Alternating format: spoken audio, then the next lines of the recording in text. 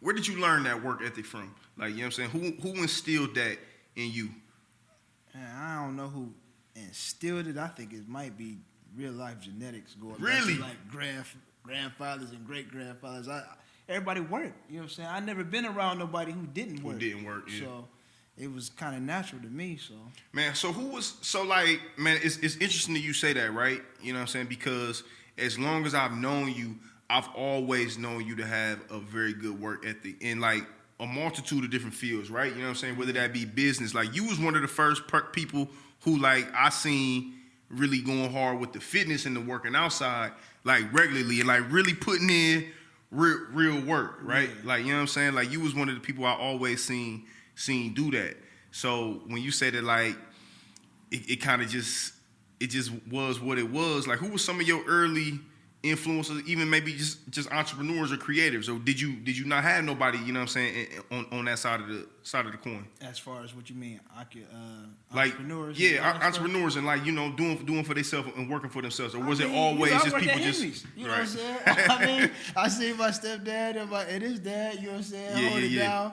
And shout out Henry, man. Shout out, you know what I'm saying, Mr. Josh. Yeah. So it was, I seen it, and you know, I remember being young, like 15, and be like, oh, I don't want to work at Henry's. You know what I'm saying? I want to work at the other store. I want to work at the regular Acme. And then when I got there, and I just was seeing everything, I feel like me and Greg always talk about how, like, man, we really should have paid more attention to what Mr. Johnson and them was trying to teach us and instill in us, because now, once we got this age, it's like, oh, okay, you know what I'm saying? Now we put it all. He was giving us real game. He put a lot of game down, and you know, even shout out to Tom. You know what I'm saying? We ain't pick all that stuff up. We was still young though. You know what I'm saying? I feel like we should have did better for real.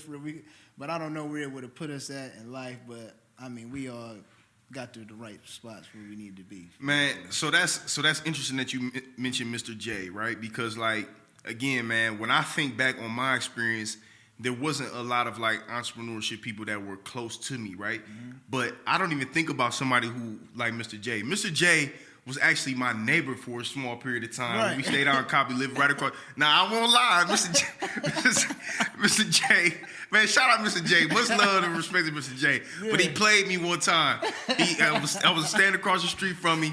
He was like, will you shovel my snow? I'm like, yeah, I got you, Mr. J. Bet. Like, I got you for 15. Hook me up $15. He's like, what? No, you gotta do this for free. I'm like, man, heck no, I can't do it. I'm like, I walked away from it. But in hindsight, I think what he was doing was just trying to see if I was willing to just be able to work, mm-hmm. and to see that, like, you know, if I was able to add value to the situation. Right. And he was really somebody, like you just said, giving me game and probably giving me tidbits. I just couldn't see it back then. He dropped a lot of gems, man, and everybody ain't pick them up. Yeah. So, you know what I'm saying? A lot of people took advantage of that situation and stuff, being up in there and got, like, real comfortable. That's a fact. That's a fact. Anywhere. Yeah. So, what you think, man, that one of the things that you maybe learned from him, not then, but now, like, oh, yeah, no, I see what Mr. J was talking about now. Man, the hiring process, and having employees, and just having integrity and a sense of pride about your business, you know what I'm saying? Mm-hmm. So, I mean, I don't know, a lot. Everything that because he, you know what I'm saying, he showed me a lot of love for real. So he's like, man, I see where he was at. Why this put him in a tough position to do this for me? You know what I'm saying? Now I'm doing this stuff for other people. So, I mean, another entrepreneur. I remember my dad had a car wash back when I was young, when I was like 9, 10, mm-hmm. right on, right on Diagonal. Okay. And I just remember how that made me feel like, man, that's my dad's. Mm-hmm. You know what I'm saying? So I think about how my kids say, oh, man, my dad got the breakfast bike, how they go to school, and wear their shirts and stuff. So that was another thing that stood out to me. You know, I remembered that, like, man, I'm doing this for them. You know what I'm saying?